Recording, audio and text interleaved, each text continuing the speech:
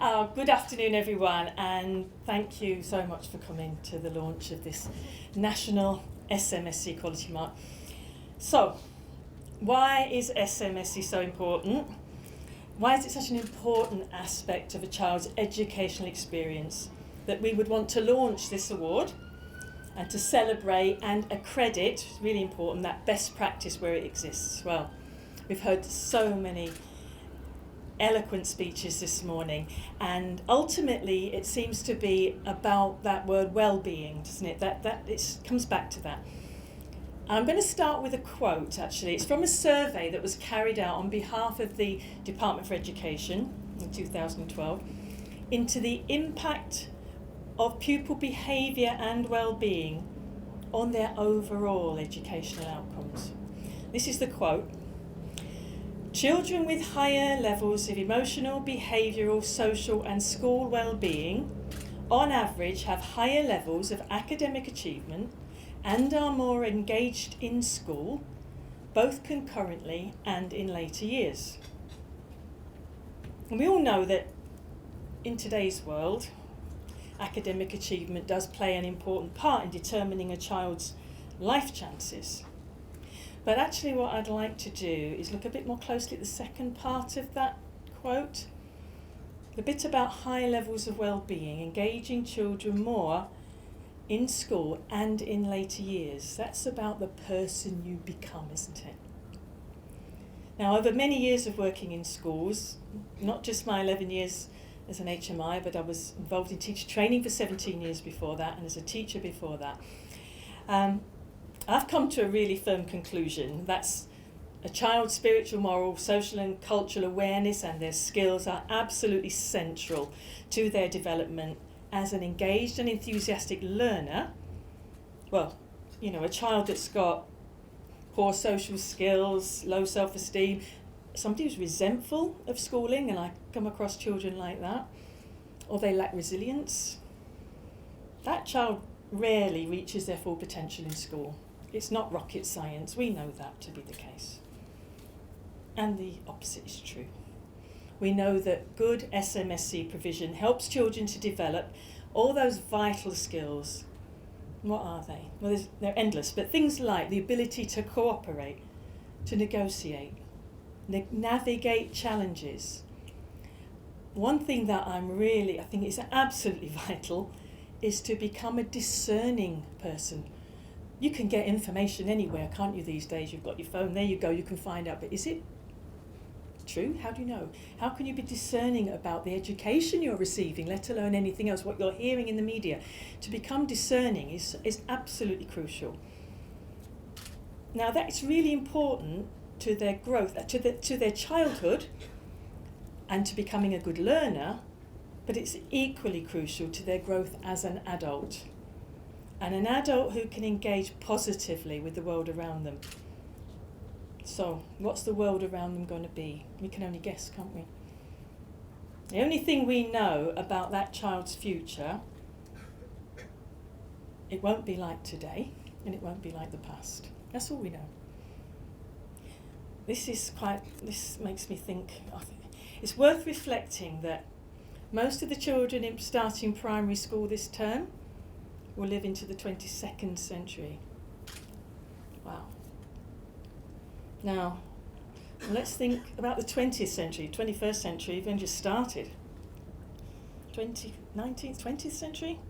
The social, political and technological changes that have taken place just say in the last 100 years, 1917 to 2017.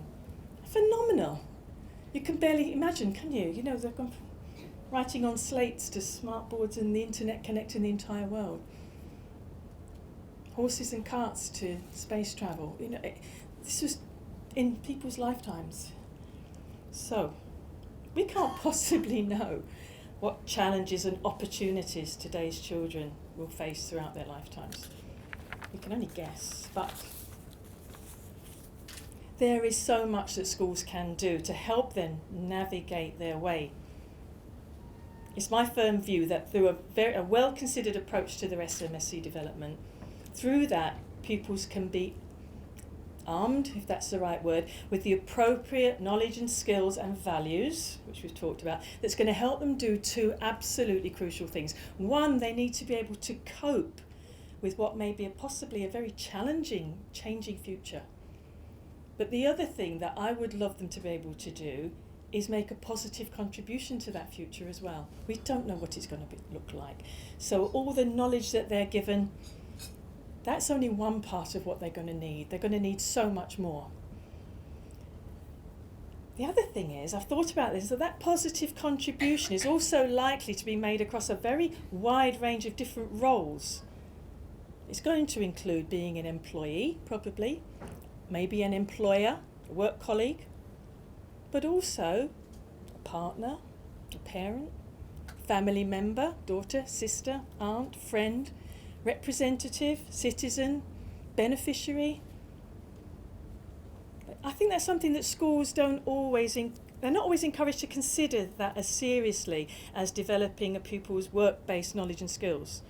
But all of those roles will take up every bit as much of a young person's life as they go through into their adulthood as being a worker. So, I have to say, I'm absolutely honoured today to have this opportunity to have been part of the development of this programme and to be here at the launch of the SMSC evaluation tool, self-evaluation tool, and the quality mark. I know that this is going to enable schools not only to reflect and review their own SMSC provision, but to develop it further. We've already heard from some of those involved in the pilot how it's helped them develop their work even further. And with that help that they'll get from the Citizenship Foundation's expert verifiers. And also in the spirit of SMSC, schools are also going to be able to share good practice and learn from each other through being part of the Quality Mark website. In my previous role as the national lead for PSHE and SMSC in Ofsted, I was often asked by schools how they could capture the evidence of their SMSC work, what they were doing, what best practice looked like. So it really pleases me that I can now point them to the SMSC self-evaluation tool and the quality mark. And I'm really looking forward, as are many others in this room today, to visiting the schools to support them in gaining that recognition for this crucial work. And I saw some fantastic work in the pilot that, one of the things I will say, in Ofsted you have all these ways of gathering evidence, and you have all this guidance, and it doesn't mention the one that for me was really, really important, and I saw it in the school, that one of the schools that's receiving a gold award. When the teachers' eyes fill up when they talk about the children, it matters to them so much and they're so proud of them. You can't write that in a report. You can write golden thread, but you can't say, the teachers' eyes filled up. But those are the sorts of things. And you get that in schools where SMSC is central and is a thread that runs through the school. You see that in the pride, that you see the children have that pride in their teachers, and the teachers have that pride in the work that the children are doing. So I would like to thank all those schools that have supported the launch of the Quality Mark through their work on the pilot, their involvement, their comments that they sent in. They've been absolutely invaluable. And I urge them, along with everybody else here, to spread the word so that many more pupils can benefit from this high quality SMSC provision. Thank you very much.